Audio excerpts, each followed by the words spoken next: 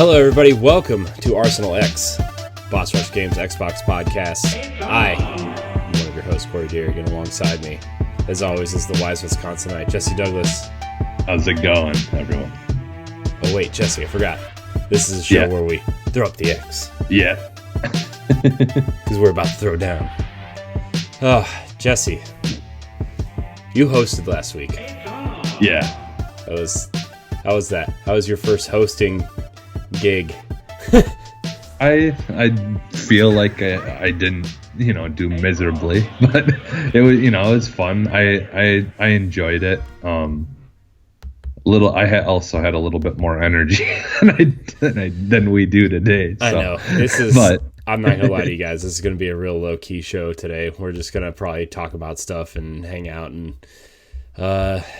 maybe hit the bed early. I'm not gonna lie to you guys. This is it's been a long week and a half for me, and I know you had a long day today too. So yeah, well, and honestly, between the coronavirus, making all these shows cancel and there's a couple of things for us to talk about, but there really isn't honestly a whole lot going on news wise for anything really. Yeah, I know. So I mean, it's this coronavirus, man. I don't know if I should be scared of it or if I should hide in my basement with apparently people are stocking up on toilet paper. Does this virus make you have diarrhea or something? I don't understand why people are getting toilet paper.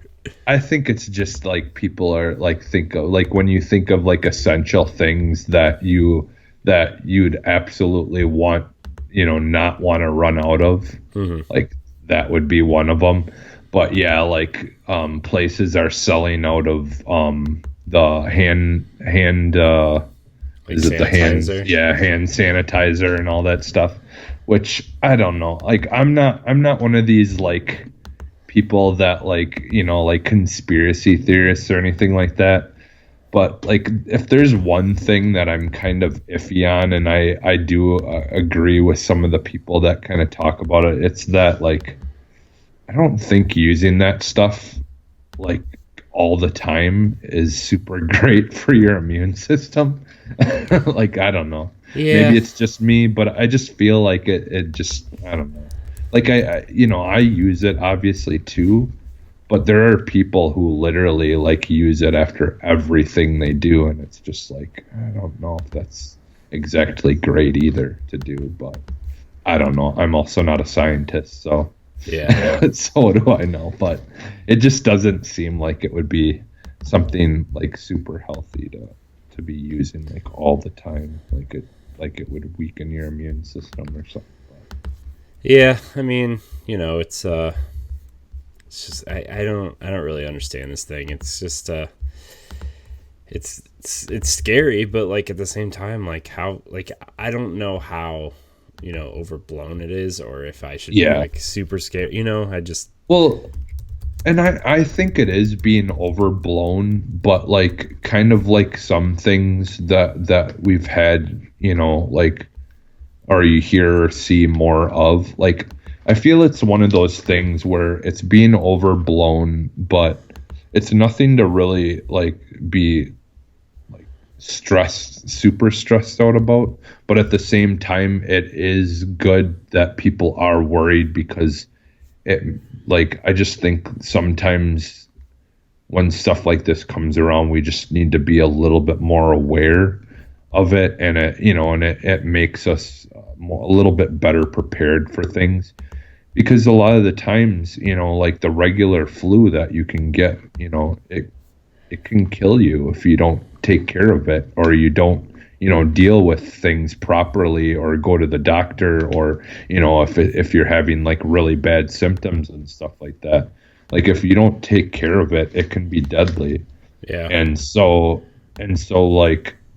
I feel it's good that they kind of are talking about it a lot, just because then it's in people's mind, and hopefully that's good enough that if something were to happen, people would deal with it, properly, and not ignore it or or like do, because obviously there's no like cure, like known cure thing for it. It's kind of one of those things that you just gotta let like ride out, like most flus, to be honest.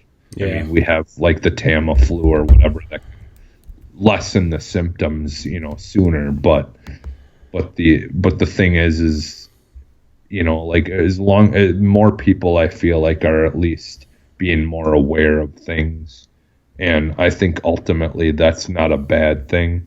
Now, are they being, are they overhyping it? I feel like they are in a lot of ways, but just because but that's the thing, is it's just something different that we don't like know a super lot about. And at first, like, they thought that it like didn't have a very long life outside of your body, but now that's changed, because it being winter, like areas like in Wisconsin, like when it's in the 30s and stuff, it says that it could last like 2 weeks, like on a surface, if it's cold enough. So that's kind of something that's changed. And then there's been those memes and things going around on the internet of people saying that the first division, the dollar flu, Yeah. that this is basically the dollar flu.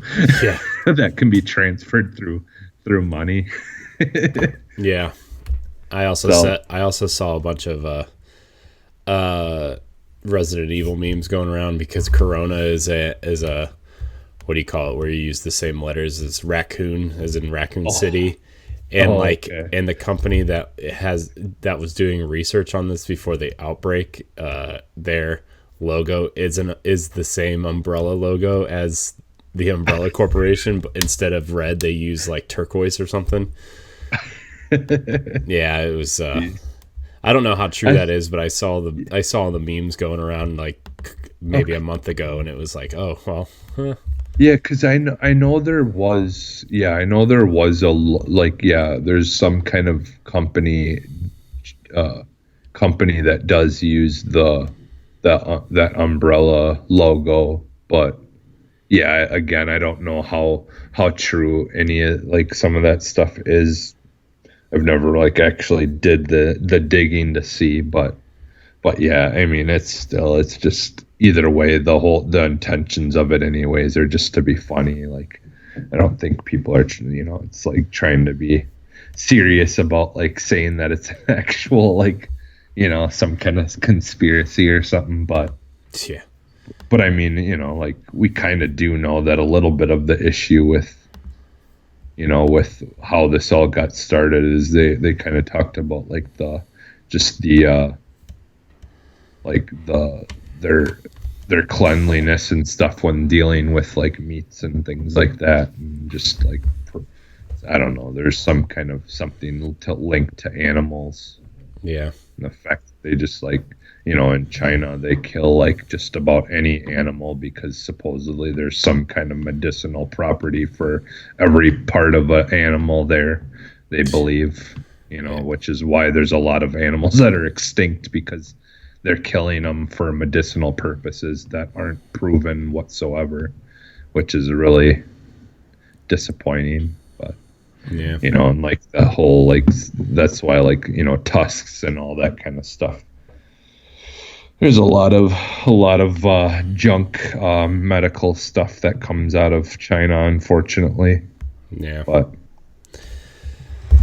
yeah, that's another podcast. Yeah, I mean, I wonder if this is going to affect the launch of the new platforms too. I mean, a lot of people are saying it might. I know that TurboGrafx 16 Mini that Konami was planning on releasing later this year has been delayed indefinitely because of the virus. And yeah, I mean, if they're going to try to manufacture parts, I mean, I also know the regular Nintendo Switch has been, parts for that have been scarce because of the virus. So like only the Switch lights are widely available. So yeah, and I know Microsoft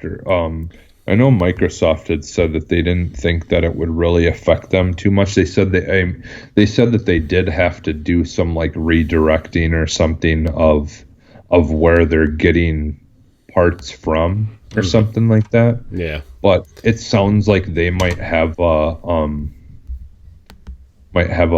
backup plans that they've been working on to try to continue productivity. Yeah. But I mean, that would be interesting if like Microsoft was the only one to figure us an alternative, source out in time. Yeah, and, no, if they could get out in front of Sony by like 2 or 3 months, Yeah. or even like, I mean, it would probably be almost 4 or 5 months at that point, because if they could redirect and get stuff out before Sony for Christmas, like they would have a major head start, Yeah.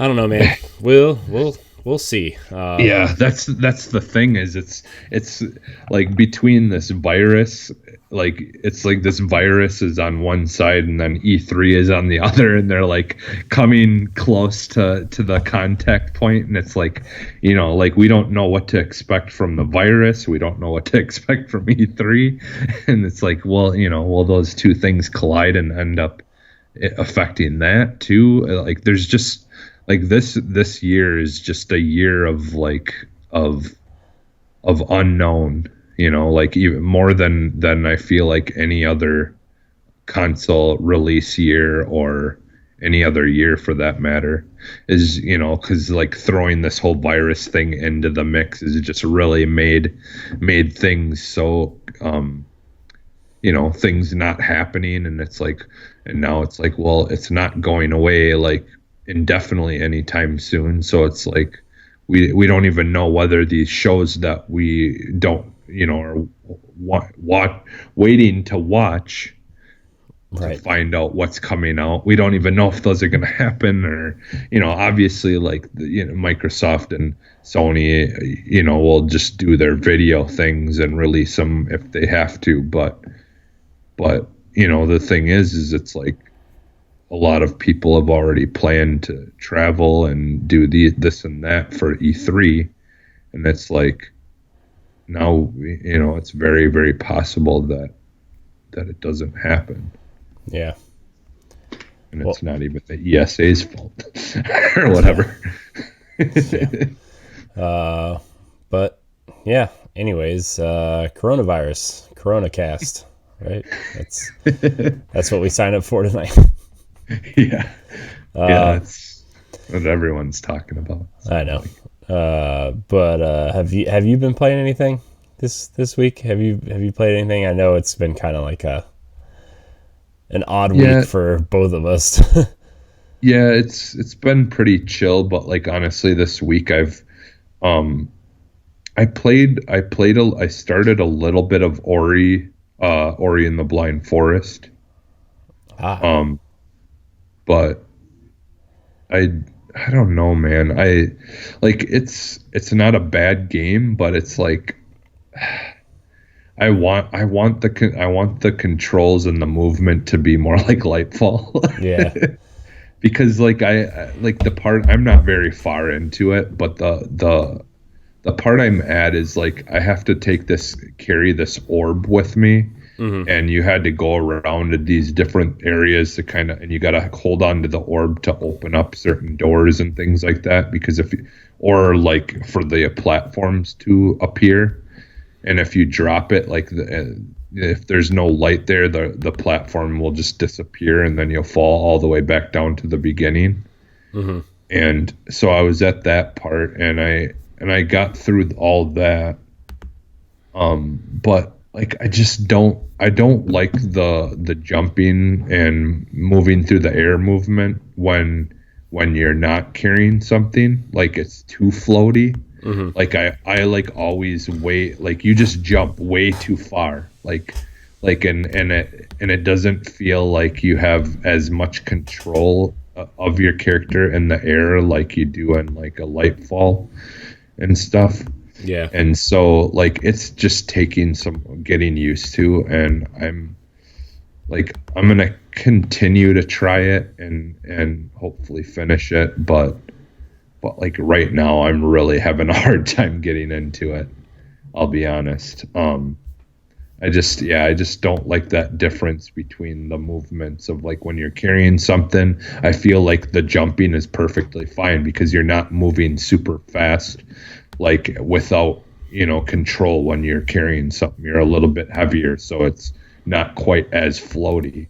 Yeah. And so I can like pinpoint my jumps and I can run through and do stuff perfectly that way. But the second that you're in that really floaty, very powerful jumps, I'm always over jumping everything, it feels like, and not able to at the last second, be able to have enough control of where I'm landing to land where I need to. So I don't know. I feel like the controls could be a little bit better, and like from what I've heard of people who've played the new one. Like the on the shows and stuff like that. Mm-hmm. The podcast that I listen to, it sounds like the movement is a little bit better and stuff in the new one that's coming out. So yeah, I hope that's true because I am looking forward to that game. And and that's the thing is I do want to experience the story.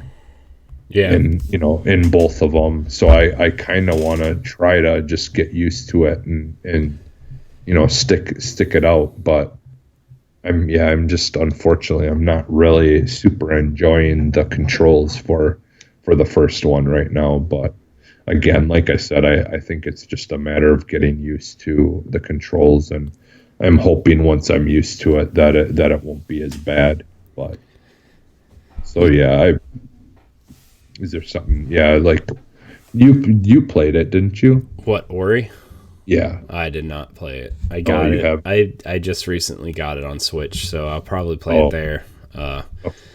But I mean, I have the new one pre-installed on my Xbox because they have the preloading or whatever. And I don't know, man. It's just like it's one of those games that I would love to sit down and play and have time for, but I don't know if I do. And like, I feel like I only have time for the games that I know I'm gonna have, play a lot and have time for, and that I'll really love. And I just feel like, I don't know, more and more, this week I noticed a lot of it more and more, but like, I don't have a lot of time to experiment with new games anymore, like new types of games or new experiences. And like, that's a game that I would really like to play, which is why I got it on Switch, because that's where I'm probably more likely to play it. But like, I just don't know if I'll ever get to it.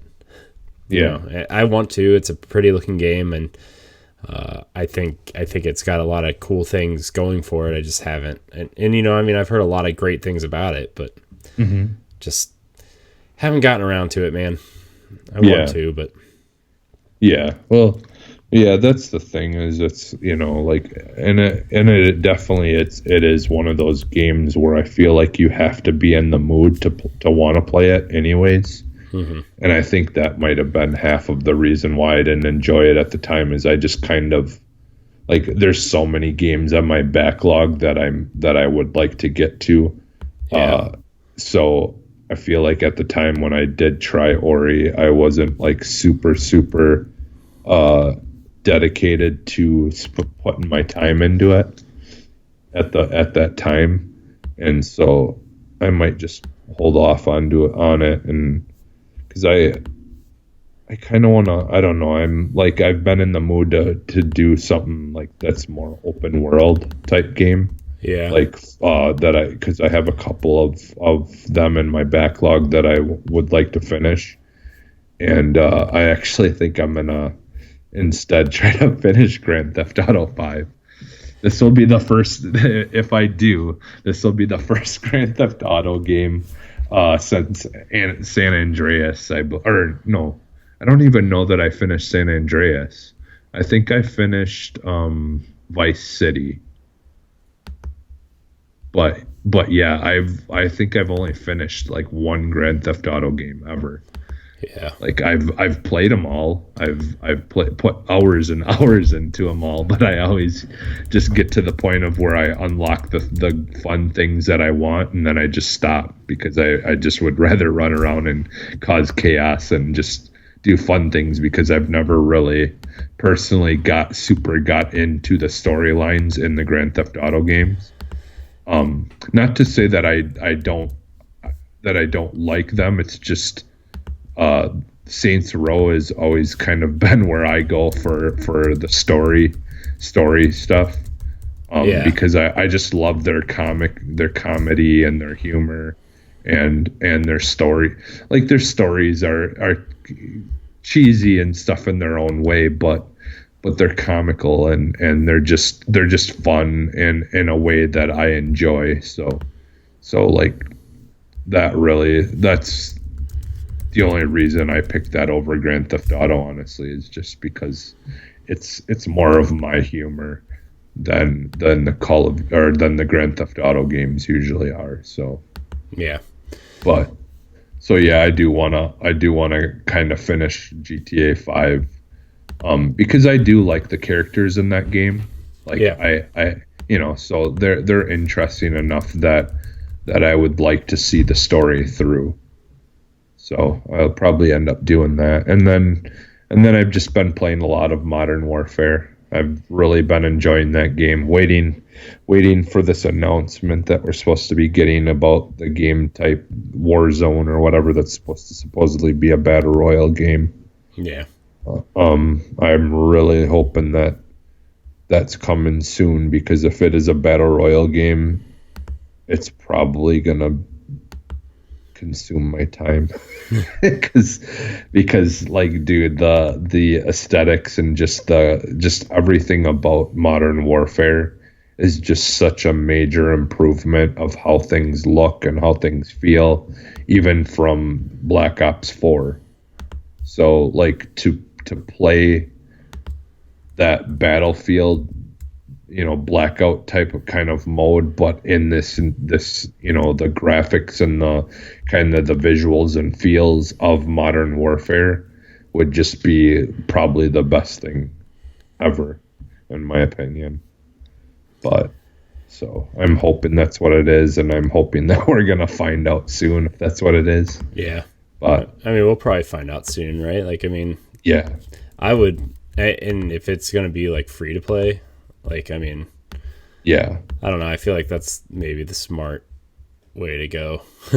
yeah, is just do the whole Fortnite thing where it's free, and then you have the battle pass thing that you have to pay for, that allows you to unlock skins and all the fun and interesting things. And like, what's nice about the way that they're doing their battle pass stuff is, like, I like the whole idea for Modern Warfare where you get the like, where you have that gun that you can unlock in the things.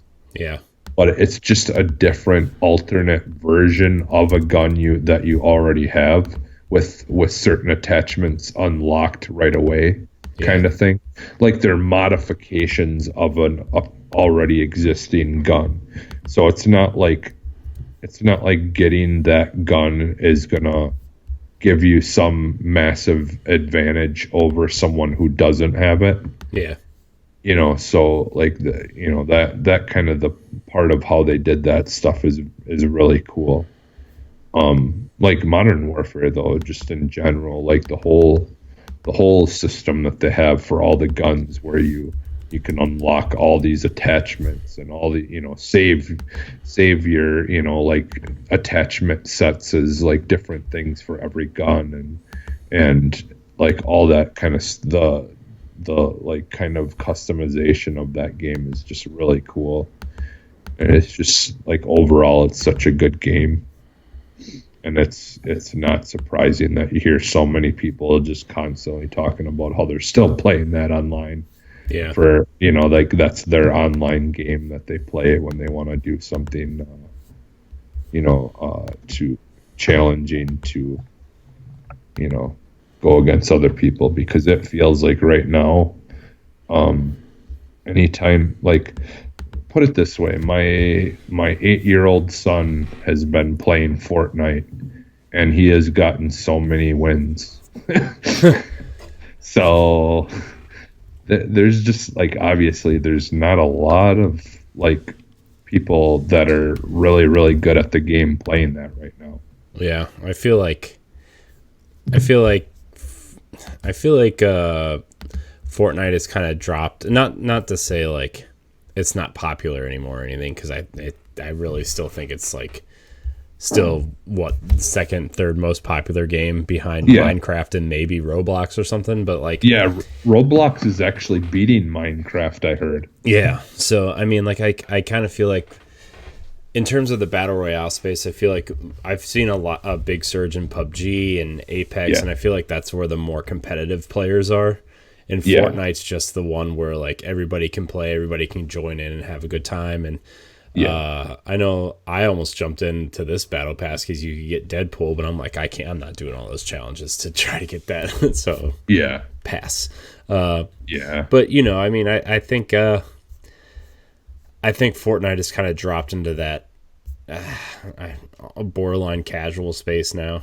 Mm-hmm. Yeah, which is you know, it's cool though, because like, you know, my son, you know, gets to play and like and enjoy it, and you know, and he knows that, you know, he has an opportunity to actually, you know, do well enough to get a win. And you know, I mean, mind you, he is playing with a team, but you know, I've watched him play, and he does pretty well at like kind of holding his own. So yeah, you know, for his level of you know, experience, anyways, because I mean, he really only started, you know, playing that, or I only recently let him play that. You know, within the last like month or so. And like what I basically do is like the second he logs on, I start him in a party, in a chat party, so that he's not hearing the people chat that are talking in game, because just in case. I mean, it's not people. There's no one's talking for the most part, but I just don't want him to be exposed to that negative and hearing words that I don't want him ever to repeat, or you know, like the N word and things like that he just doesn't. The longer he doesn't know that an awful word like that exists to be mean, the better. Right. So right.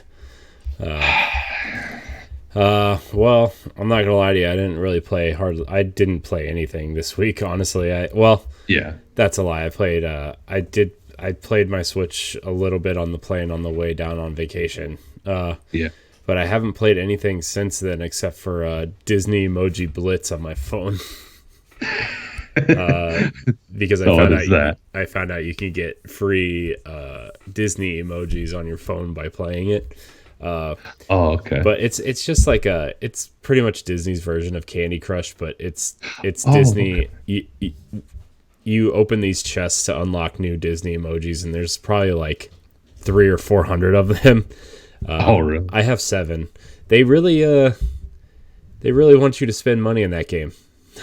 After even in game, they're like, you're almost at a high score. You want to spend $5 and get some gems so you can keep going. I'm like, oh boy, this is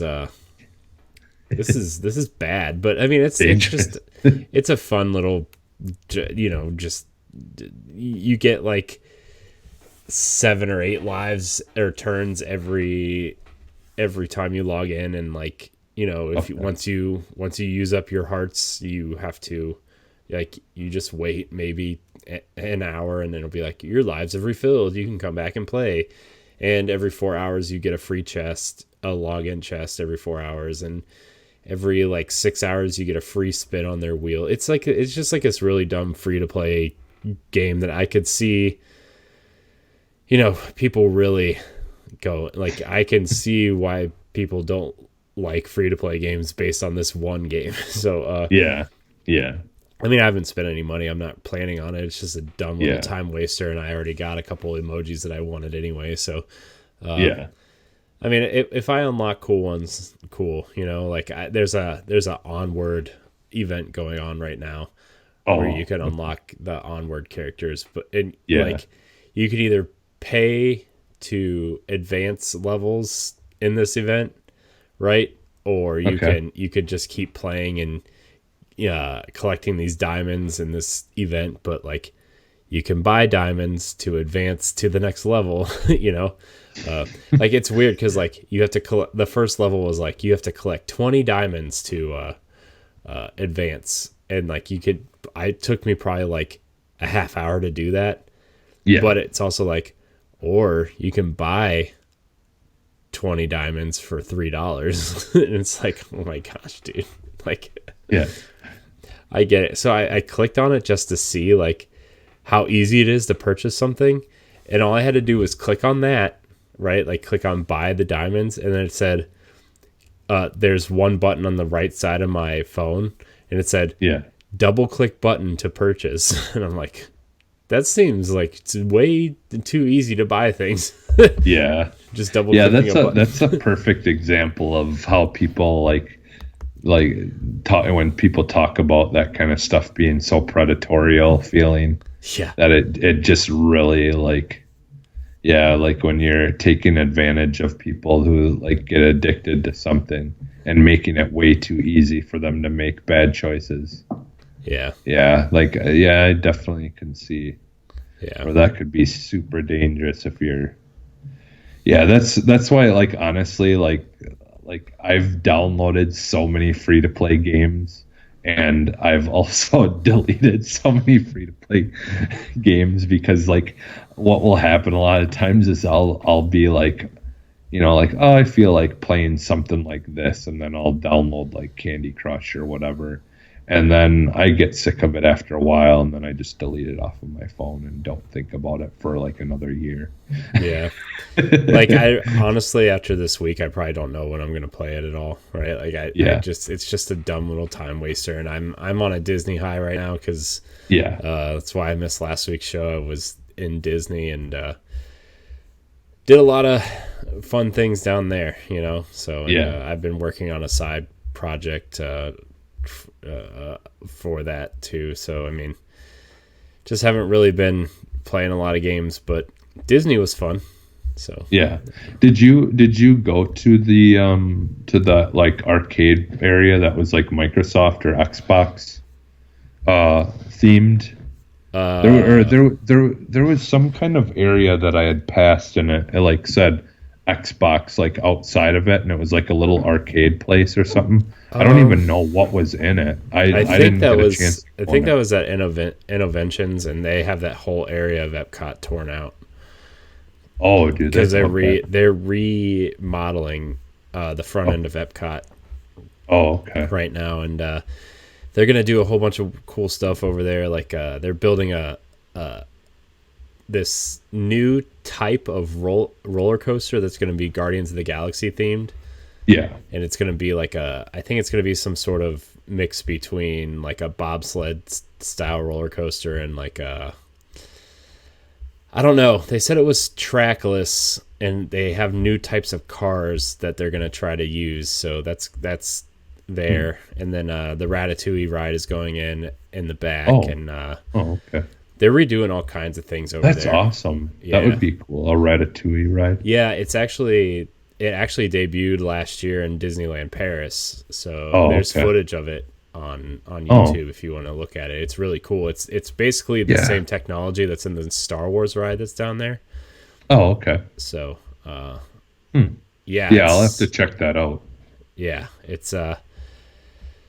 it's cool, man. The Ratatouille thing looks cool, and the Star Wars stuff down there was phenomenal, and Toy Story Land was phenomenal, and Epcot was kind of like the last few times I've gone, Hollywood Studios has been the park that you're just kind of like, yeah, we'll spend like half a day over there and we'll do some stuff and then we'll go, right? And that's totally Epcot now, where like half the stuff is shut down or being remodeled or worked on, and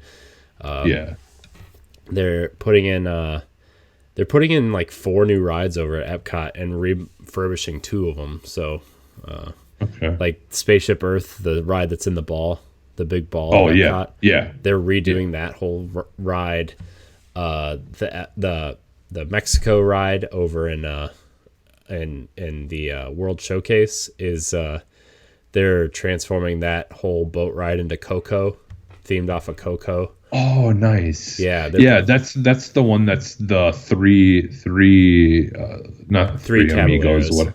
Three Yeah, three Caballeros. Cavaliers. Yeah, Yeah. we went and did that. That was really, that place looks awesome to eat at. Yeah. We like just looking at it, and because we did that like late at night, like that was the last ride that we were gonna do before we went back to our place. Yeah.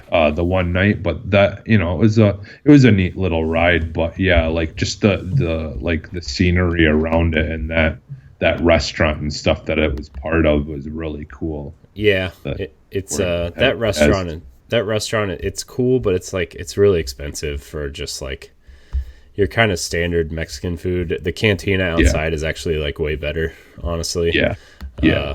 So especially a lot of those tacos are like good. Yeah, a lot of those like more street vendor style places there are like what I would like to go to, because we went to the German restaurant in Epcot, and I was not a fan. The food was very bland and just like it was all about the experience. As far as like I loved the like watching them do like the polka and all that stuff, that they were doing live while people are eating, and like they blowing on these like big long massive horns and things like that, and it's all about that kind of experience. But yeah, the food really was not my favorite. And then but what was really good is we had gone to another place that I want to say was like Norway. It was where the frozen stuff was, I think, maybe. Yeah. We went there for one of the meals where it was a meet and greet with all the princesses. I know what you're talking about. But the Frozen ride, say what you will about Frozen, man, that ride is phenomenal. Like Amazing. it's just like I remember when it used to be just like the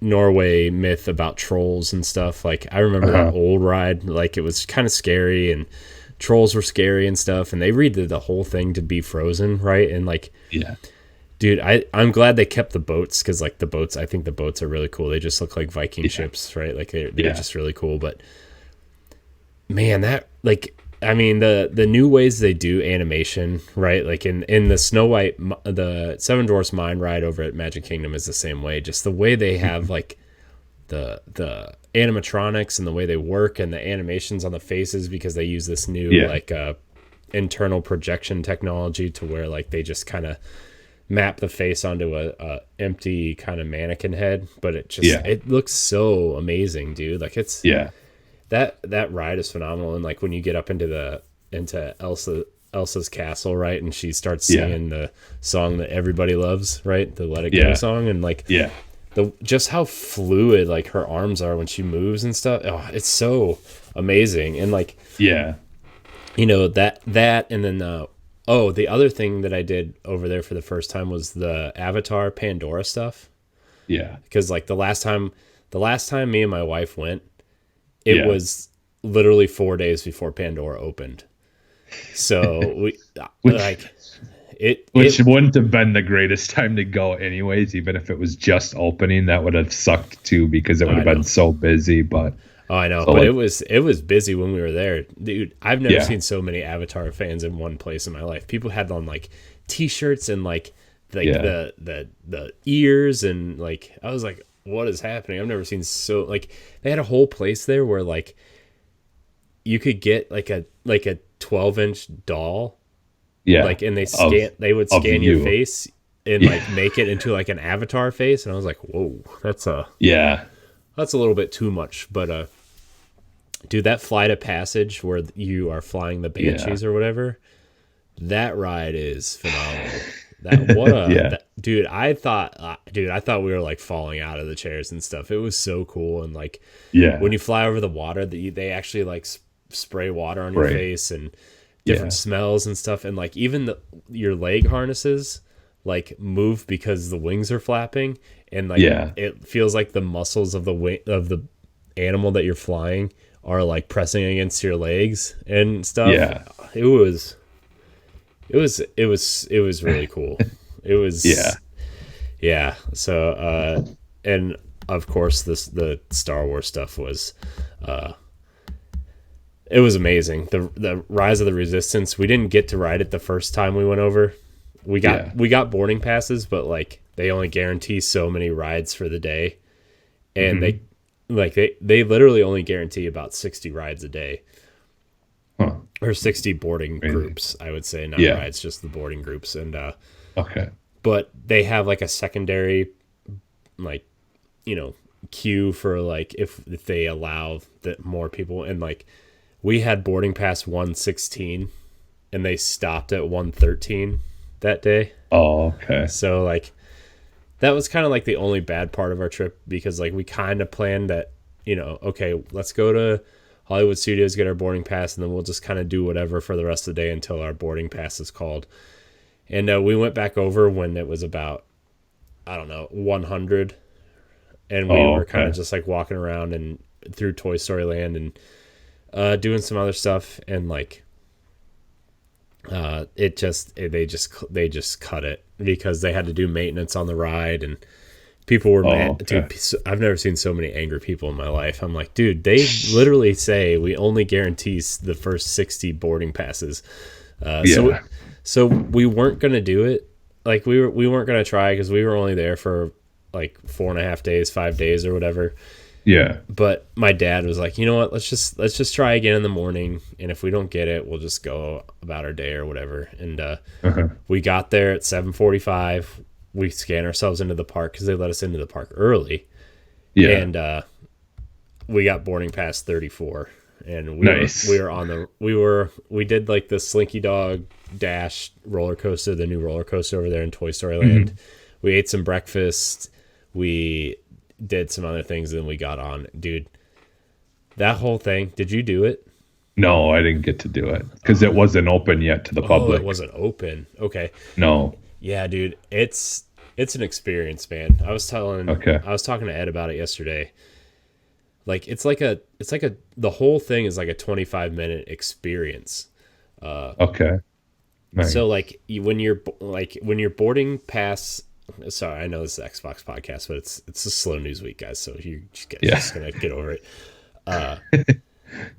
They call your boarding group, and you go up to like the entrance of the ride where the resistance guards are, right? And Okay. they're like you just say our boarding passes have been called, and they like talk a really specific way in Galaxy's Edge, right? Like Hmm. instead of, when you go to buy something, they'll be like, instead of $8, that'll be 8 credits or whatever. And instead Yeah. of hello, they'll say bright suns or whatever. Like they have a Yeah. very specific way of talking there, and it's kind of cool. Like I wanted to participate, but my dad would probably call me a big dork, and I just was like, no, maybe next time.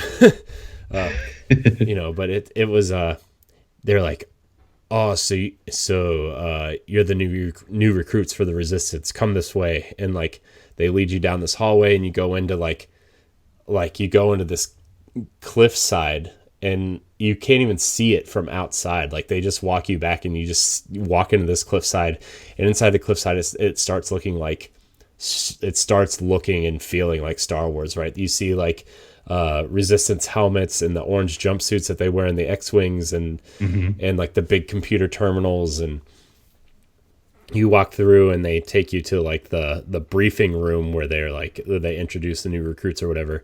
And Hmm. BB-8's rolling around working on stuff at the top of this area, Oh, and nice. there's people on like this screen talking to BB-8, giving him instructions or whatever. And all of a sudden the lights go dim, and like a hologram of Rey pops up, and it's crazy because like it's really Daisy Ridley, Yeah. right? And she's like giving you instructions, and then she gives it over to like Admiral Akbar and Neen Nub are on the TV on these screens over here, right? And then all of a Yeah. sudden Oscar Isaac pops up, and he's like, "We're gonna escort you, black team, red team. Let's get ready or whatever." And like this is like a 5-minute thing, right, where they're briefing you on your Hmm. mission, and you're gonna go to Leia Organa's secret base or whatever. And you walk out of the briefing room out into this pretty much a air hangar where there's like a couple X-wings and a transport ship, and you see BB-8 roll out of the room to Poe's X-wing, because the black X-wing that Poe flies in the new movies is out there. Yeah. Dude, this is like not even to the ride yet. Yeah. And you go outside and you get into the recruits transport ship, right? And it looks like a monorail car, and you get in, and there's like, they tell you to hold on to the handrails or whatever, right?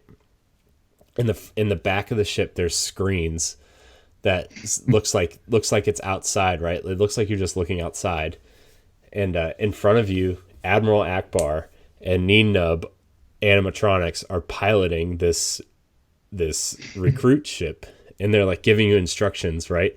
And then all of a sudden you feel they're like, let's prepare for takeoff or whatever. And then in front of you, you see like 3 or 4 X-wings take off in front of you. And then the car, like the room starts shaking because it's simulating a ship taking off.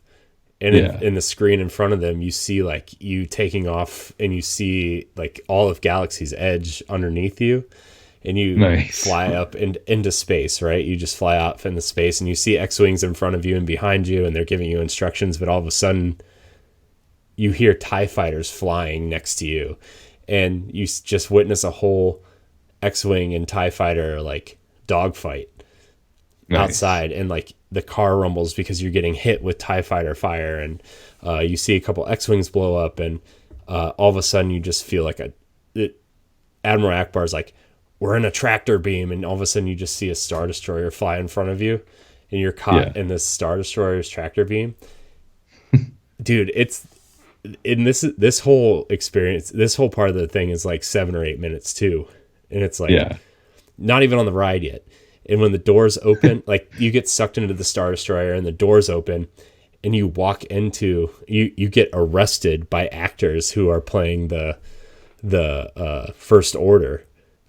And they like take you to a holding cell, and you're in there, and like you see stormtroopers patrolling, right? And out like on the back wall, you see like this big video screen, but you see X-wing and TIE fighter dogfights outside, right? Like this big video screen, because it looks like you're looking out into space, and then you see TIE fighters like hanging on the walls on each side, preparing to go out. And some of them are fueling up, and some of them are taking off, and stormtroopers are patrolling, and First Order guards are like escorting you to your cell blocks. And this is where you actually like go to get on the ride.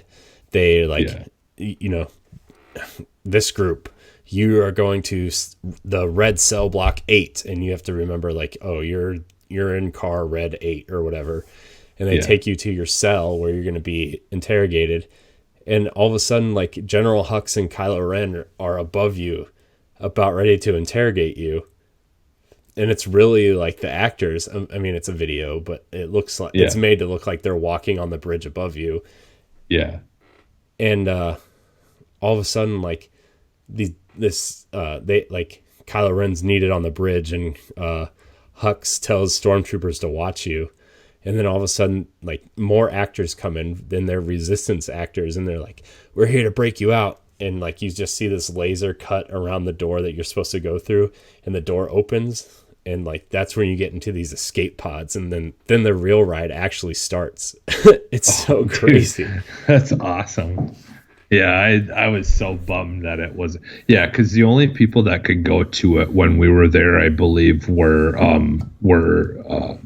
cast members, because it was still in the that stage of it before it got its full open and release or whatever. Yeah, but yeah, and like, dude, like the first thing that happens is like, you are kind of navigating through this you're navigating through the Star Destroyer, and like you go into this chamber where they keep the AT-ATs, and you're like weaving in and out of AT-AT legs, and then you get like, you're supposed to go down to like the escape pods, right? But you get on this elevator, and it takes you up instead, and you're facing an AT-AT, and the guns are aiming at you, and you like have to move, right? And you just see all this like laser fire, and you like your car like does this 360 spin, and the cannons are shooting at ships outside, but like they kind of retract, and like your escape pod like stops before it gets hit by one of these cannons, but then when the cannon moves back, like your escape pod moves forward, and then somehow you end up in like on the bridge of the Star Destroyer, and you see Kylo Ren like getting really angry and fighting with General Hux, and then you kind of like your escape pod kind of like sneaks away from him, and right before you get to the escape pod, like you get to this part where Kylo Ren is like, he finds you, right, and he's using the Force to pull your escape pod toward him, and your escape pod's in like full reverse, but like you just you see like the room kind of like start breaking because he's using so much of the Force that the room starts breaking. Yeah. And all of a sudden, like this big explosion happens behind him, and he gets sucked backwards. And like you don't see him get sucked out, but like it implies that he gets sucked out, and your car just like turns real fast, so it kind of blocks the illusion or whatever. Yeah. And then you finally like get in this, like you get to the escape pod, and your little car that you're in like locks into place, and you just drop out, and it just kind of like starts flying, right? Like the escape pod would, and you just kind of land back at the base. Oh, dude, it's so cool, man. Like I had kind of heard like little bits and pieces of kind of things that were like, you know, like that they had plans for to do in it and stuff, and there were some people that I did that, you know, got to go on it while we were there that I overheard like just saying how amazing it was and stuff like that. But so that's definitely the next time we go is something I'm looking forward to experiencing. Yeah, it's like I was joking with Ed yesterday. I was like, we're just gonna take a company retreat and just go down there for a week or whatever. But yeah, man, it was a cool trip down there because everything I did down there was either new or had been redone. Yeah, and it's amazing because, I mean, it's only been like a little over 2 years since I've been there. Yeah. And like how much has changed and opened and is new down there. Like almost everything we did, like we did the old standby rides, like the Haunted Mansion and, you know, like the People Mover and Buzz Lightyear or whatever. But like almost everything we did was like a new restaurant, a new ride, new show. Like it was awesome. Like I hadn't been, like, I'm always excited to go to Disney because I like Disney World a lot, right? But like this was the first time I had been like more excited after experiencing it than before I got there, because everything was so new and fresh and exciting, you know. And like the next time we go, like right the day we left actually, that new Mickey's Runaway Rail Train ride opened at Hollywood Studios. It's based off those new Mickey Mouse short cartoons. Okay. I don't know if you've ever watched them or not. They're kind of like, they kind of feel like Adult Swim cartoons. No, they're for like older kids. It kind of feels like their take on Cartoon Network almost. Okay. Like that's what they feel like. They're on Disney Plus. I don't know if you have Disney Plus or not, but they're on Disney Plus. They're only about like 4 to 7 minutes long, but it's based on those cartoons, and it's like I watched some stuff online about it. It's okay. Like, I mean, I'll ride it, but like the Guardians coaster should be open the next time we go. You know, they're putting in a Moana water ride over in Epcot somewhere. Will be awesome. Yeah, so I mean that Ratatouille ride will be open. So like there's still going to be a lot of new things over there too. That plus like I want to do the Star Wars stuff again. Yeah. By the way, if anybody out there is going to Disney and you're going to Star Wars Galaxy's Edge, 2 things. The Ronto wrap is amazing. It's like pork sausage wrapped in a piece of peppercorned pork with some tangy coleslaw and a pita. It is amazing. And there's a breakfast version of it too, which I ate. Also, blue milk is way better than green milk. I'm just going to throw that out there. Blue milk tastes like melted rainbow sherbet. So Just gonna throw Yeah. that out there. Yeah, that stuff. Yeah, that stuff. Good. So Did you do the Avatar then at night as well? no, we only went over in Oh, the you didn't. morning. I wanted to see it at night. There were two things I wanted to do that we didn't get to do, and one was go see Pandora at night because I know it's all lit up and stuff. But we did the river ride, and I know Okay. that's kind of what it looks like Yeah. outside. By the way, the animatronic in the river ride, phenomenal. Yeah. Yeah. It was cool. So that was like the one thing I wanted to do that we didn't get to do, and then the other thing Okay. was like Well, that's something you can look forward to next time because, dude, it is an experience. Like, Yeah. it's because it's like that's the only way to truly experience the Avatar, like area. Yeah. Like, like how Star Wars, obviously during the day you're experiencing that, and it's yeah, but it was still not gonna, cool at night too. Like Yeah. the Star Wars stuff at night was really cool because like Yeah. we did Smuggler's Run at night, which was the the Millennium Falcon ride where you fly the Millennium Falcon, right? And like Yeah. if you go at night, like it's all lit up and it looks cool lit up, but like the entrance to the ride, you go behind the Millennium Falcon and you see the blue like the thrusters, like they're on, okay. and you walk behind Okay. it, they're on, and like you just see all these new kind of like lights and sparks and stuff that you don't see during the day because it's light out. And yeah, man. Oh, walking around the Millennium Falcon was cool too, because like the entrance to the ride, like when you go on that ride, like you're clearly in a different area, but like they make you think you're like walking up the ramp into the Millennium Falcon's kind of like just like the whole thing, like the table, like the monster chess table is there, and the cargo space is all there, and the cockpit like is so cool, so faithful to the movie. It's so cool, man. Yeah. I'm not even a big Star Wars guy, but like seeing that made me like, I downloaded The Force Awakens to watch on the way home on the plane. Like that's how cool it was. Yeah, that area is amazing.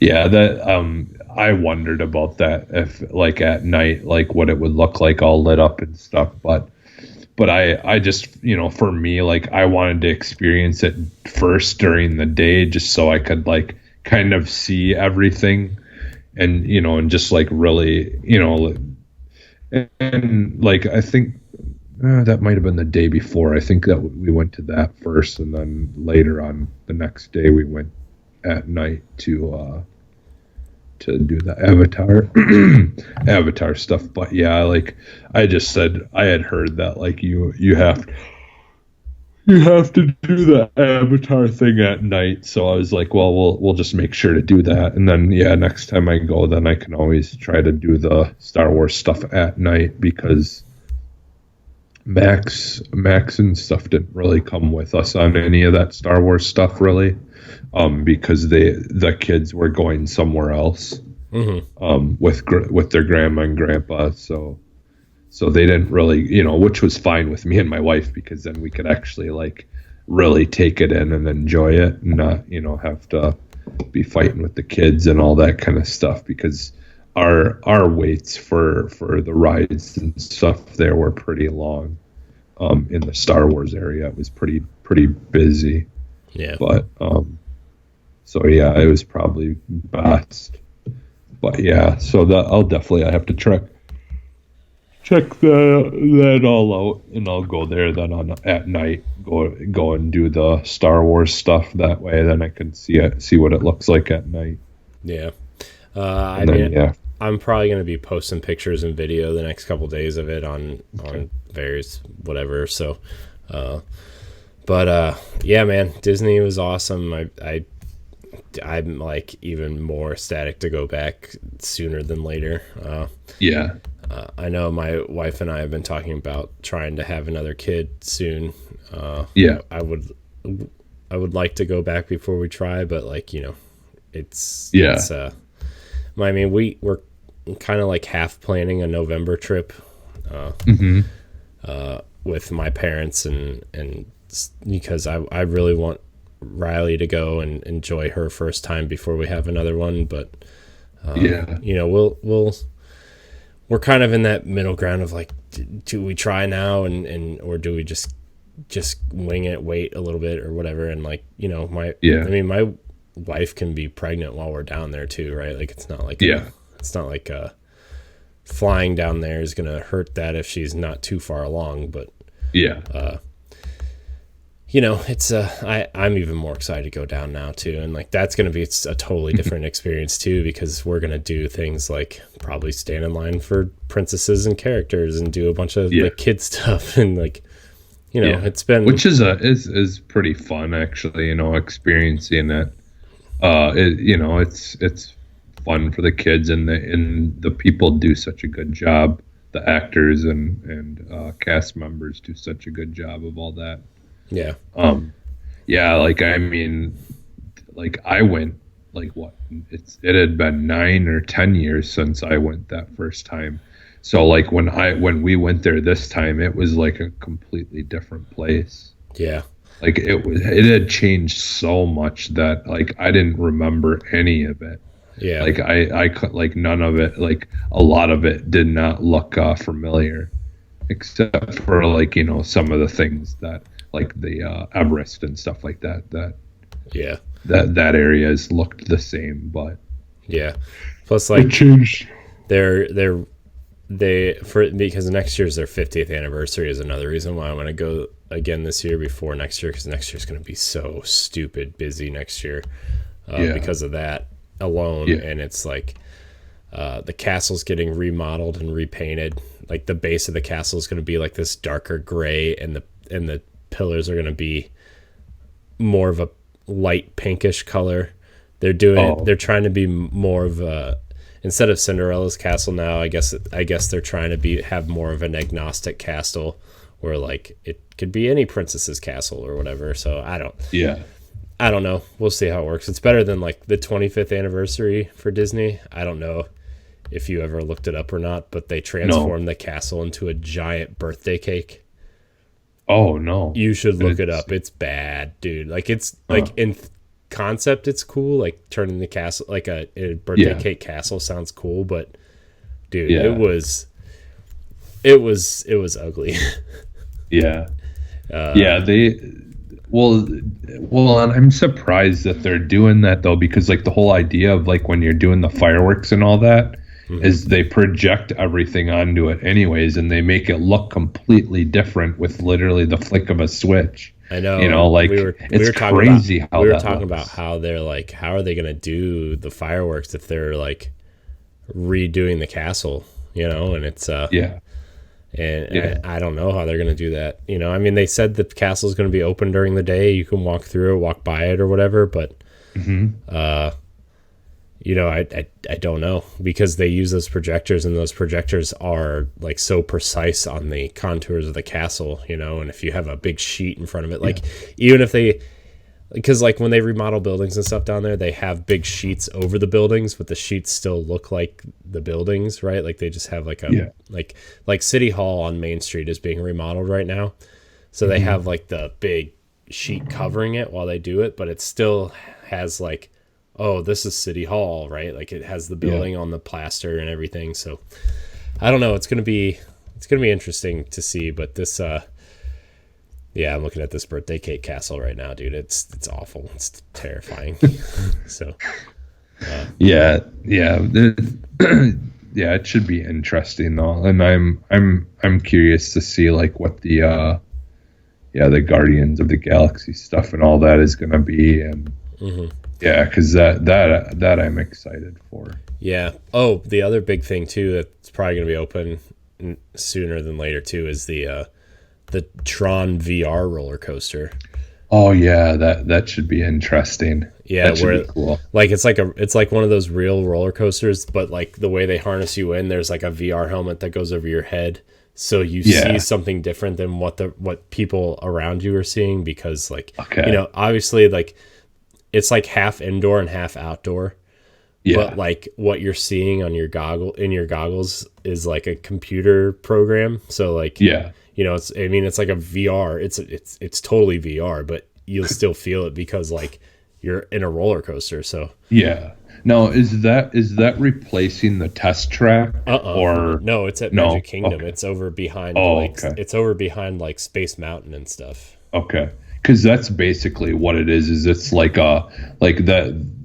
Didn't they basically, aren't they taking the inspiration from the test track stuff and bringing kind of like that kind of thing where it goes outside, but it's also A little bit, but it's more VR mixed yeah, with that. yeah. I mean, I know that this ride is originally in Tokyo Disneyland. Yeah, yeah, So I mean that footage is also online, but yeah, it is kind of like Test Track where most of the ride takes place inside, and then like there's a lot of it that goes outside as well. So yeah, yeah. Which yeah, like that test track thing. It was cool, but man, is that such a short ride? yeah, I thought it was going to be so much longer. It used to be cooler. Like they used to like, because like it's all like cyber futuristic stuff now, and I'm sure that you just went last year, so like Yeah, it's been that way for a while. But like it used to be where you were a crash test dummy, and like you would actually see like you would actually feel like the cold, like they would put you through this cold room where it was like 30 degrees, and then they would put you in a hot room, and then you would, you know, do the highway course and the you know the mountain course, and then you would almost get hit by a semi, and like the last thing was like the wall test, right? yeah, And like you would shoot out and almost slam into the wall. But that's where they like sent you outside and to do the big, you know, loop around the end. Oh, okay. So you obviously didn't hit the wall. Those are just doors that open that, you know, made you go around outside. But yeah, I don't like Test Track as much as I did back then. But it's still a cool ride. Like you should definitely ride it if you go. But yeah. Yeah, it's just, well, it's the whole experience of getting to build your own car, and you know, like digitally you get to build your car, and then afterwards you can upload your car to those little arcade style things where you can race against other people on those little track things and stuff. Yeah. So it's all about kind of it's one of those places that's a little bit more about the experiences other than just the ride. It's like getting to look at all the different Chevys and things, you know, vehicles that are parked inside the building, and stuff. Yeah, it's, you know, it was a cool experience, but yeah, I wish the ride was a little bit longer. It was just such a short ride. But I know, like, to kind of somewhat bring it back, somewhat to games. I was just gonna say, since we were talking about Star Wars, that if you haven't gotten the Star Wars game or whatever, Fallen Order. It's on, Fallen Order is on sale right now for $38. I want to say. Yeah, and that special edition of Star Wars Battlefront 2 is $25 too. So, which I actually have been getting the itch to play. I've been like really into clearly I've been really into Disney stuff the last 2 or 3 weeks now, and I am now the proud owner of every Kingdom Hearts game on Xbox. So I have that. I've been getting the itch to go back to Jedi Fallen Order, even though I beat it. Battlefront 2, Knights of the Republic. I've re-downloaded Republic Commando. Like I've been like playing around with the idea on this Disney project that I'm working on, just to like play a couple Disney games and just put them up there, like some of the Lego games, or you know, even the Avengers game that's coming out. I don't know if it's going to be good or not, but I don't know, man. I've been trying to see what we can do about a lot of things, and trying to come up with some ideas for stuff. Yeah, because like I put a poll on the Boss Rush Games Twitter, and I was like, what do you guys like the most about us, right? And I was like, podcast, live streams, YouTube, or personalities, and like on in the poll it was like very overwhelmingly podcasts and personalities, and almost zero support for YouTube and live streams. So I'm like, do we want to improve that? Do we want to just double down on the podcasting stuff, or do we want to just like, so what I was thinking about doing honestly was like, instead of taking the time to like edit the videos, which people like the videos, right? Like people like watching the podcast videos. But what I was thinking, instead of like taking the time to edit them down and go through a video processor and everything, like, why don't we just stream it to our YouTube page and just have it there for people to watch with, like, I don't know how we would do like the intro music, if we would even do that, but, and then just like edit an audio version of the podcast for the podcast feeds, I was thinking, so. Yeah, I mean, like that's, and then you could have the unedited versions, of the show there or whatever. Yeah, because then people can see like our pre-show and post-show talk, like, not that we have like a proper pre-show or post-show or anything, but like sometimes we take that first, sometimes 10 minutes, sometimes half hour, just kind of BS before the show and talk a little bit after the show or whatever. And I think that would be cool for people to see. Plus, like, if we're live streaming, like, it doesn't really put any restraints on us, like having to, I don't know. We'll see. It might be something we test out in the next couple weeks to see if people like it or not. And that way, like, if you don't want to wait for the audio version to go up on the feed, you can go to the YouTube page and watch it early,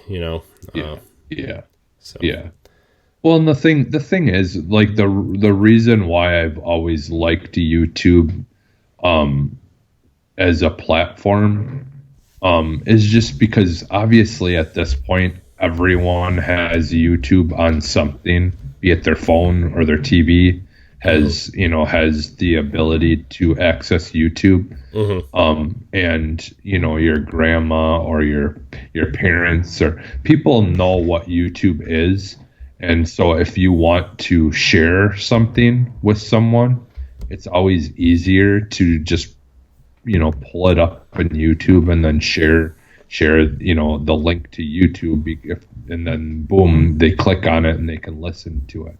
Whereas if you're like, I listened to the show through whatever podcast thing, and, there's certain people that may not like know a whole lot about the podcast stuff or how to access it, or, it's not like you can just take an episode from out of your thing that you listen to a podcast and just send it to someone and they'll be able to click on the link and just automatically play it like you can with YouTube. Yeah. Plus, like, I mean, I do want the podcast stuff to be our focus. Obviously, I'm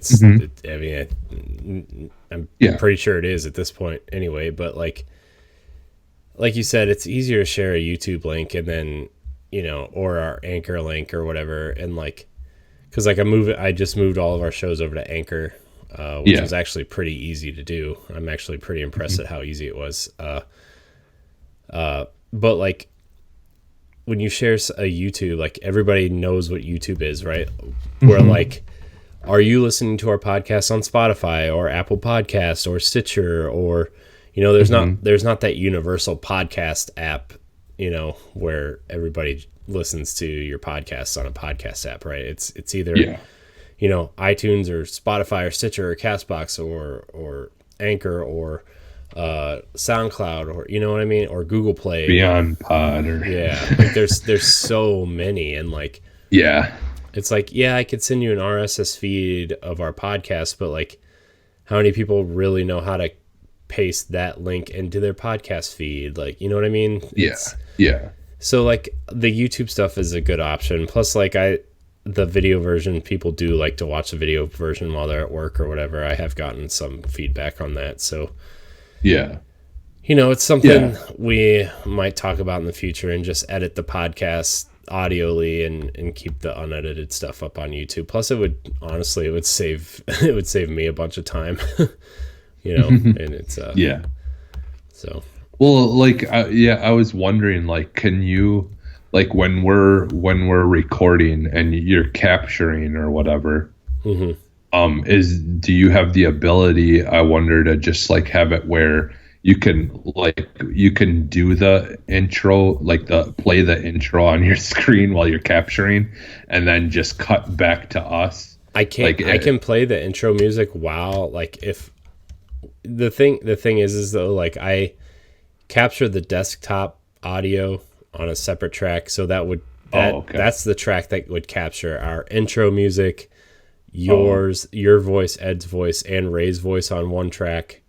So like I could play, well, actually I could probably play the music through iTunes, and that would capture it through the desktop, and then I could just, fade it out manually through through that. Huh. Yeah, I mean, I could do that. Like, we used to do that on the live show, like when we were doing, when it was still the NX show, like when I would play the intro music while I was hosting. So maybe we could try that, and like, maybe then you literally wouldn't really have to do much editing at all. Like, you'd be doing it like in real time, basically. Yeah. Like, I mean, as far as adding stuff to it, like because then that way you're not going back and adding, like, you'd add video, the like whatever the intro thing in the beginning. Yeah. But that would be it. But yeah. So I'll try to figure it out this week and try to Yeah, that's all things that are, obviously aren't super important, but just things that we could try and see how, if it is any easier for you or not. Yeah. That's the thing. Is does it actually save you time? If it doesn't, then it's not a whole lot. Or, is it an easy thing to do? Yeah. We'll see. But dude, we've been recording for almost an hour and a half. Yeah. I wasn't expecting it to go this long, honestly. We started talking about Disney stuff, which was very interesting. I know. And I'm sure other people, yeah, people enjoy it. I mean, it's not like there was a lot of Xbox stuff to talk about this week. Yeah. I mean, the stuff you sent me, I'm like, well, maybe, Yeah.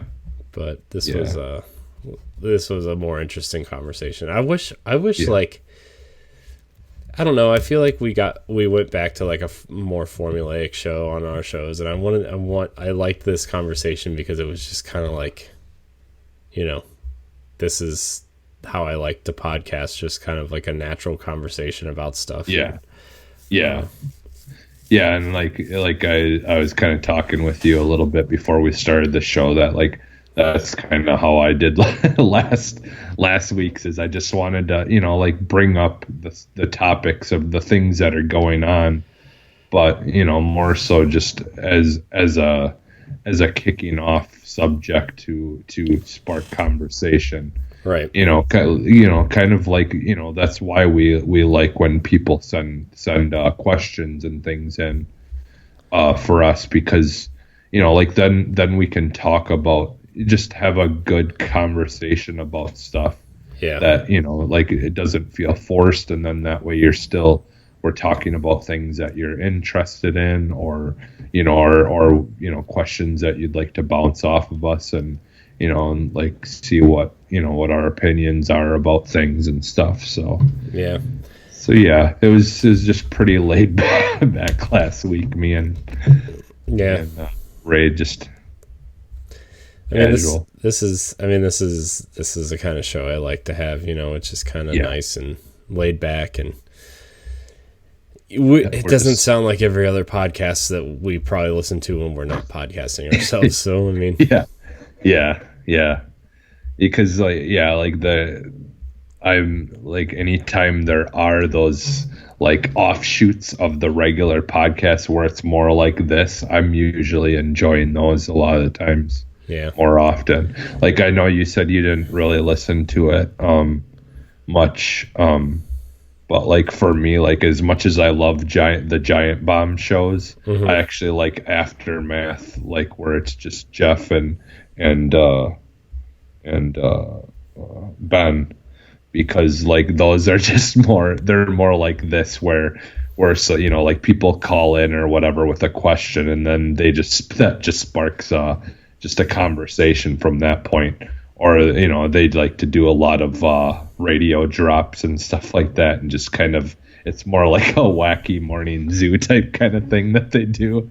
It's more like a radio show almost. Yeah. But that's what I like though. I just like them just being them and being goofy and like not really talking, like specifically just focusing on game talk and like being hard hitting with like game facts, and it's just all over the place usually with them on there. They're talking about food and movies and game stuff, and but it's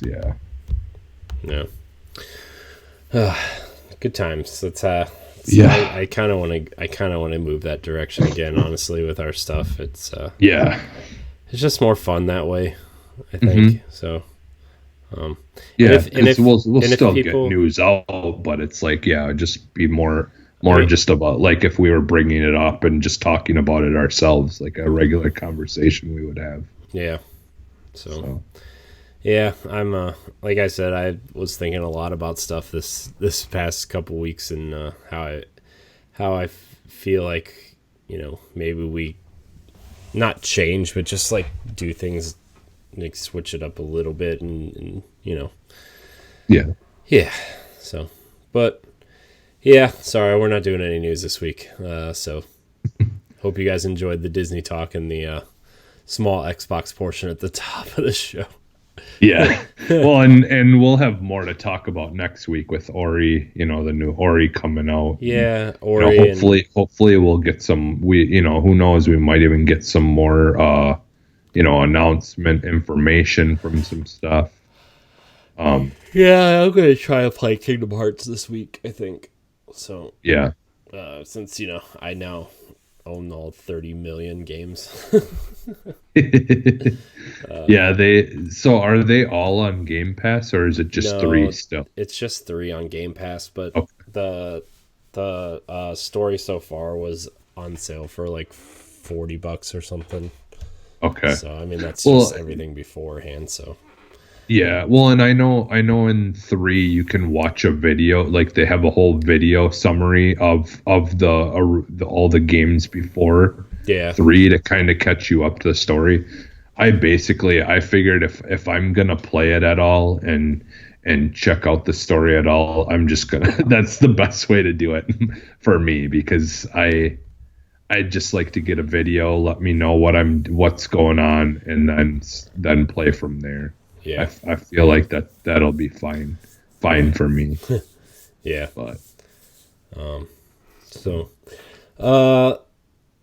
that's it though. That's gonna be it for this week's Arsenal X. Remember, if you like our show, please rate and review us on Spotify or Apple Podcasts or whatever podcast service you listen to us on.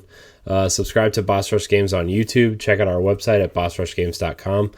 The Arsenal X podcast Twitter account should be open again, so you can follow us there at Arsenal X podcast. Jesse, let me remind you to give you the information for that when we get off. So, okay. I changed the passwords and stuff just to refresh everything, because I actually kind of forgot the old password. So whatever. Okay. So Jesse, where can we find you? You can find me almost everywhere as Phantom NXS. And you can find me at I am Corian HD on Twitter and Instagram, and you can find me at Corian HD on Mixer, and you can find all of our content on bossrushgames.com. Please like, subscribe, and share to our YouTube, and download our family of shows. Just search Boss Rush Games on your podcast service for Boss Rush Podcast, Nintendo Power Black, and of course Arsenal X. I want to thank everybody so much for watching and or listening. And until next week, we love you. Bye. Oh, hold on. Nope. We're going to throw up the X. One more time. because we're exiting out. Exit. Man, I forget to do that every time. Goodbye, everybody. Bye.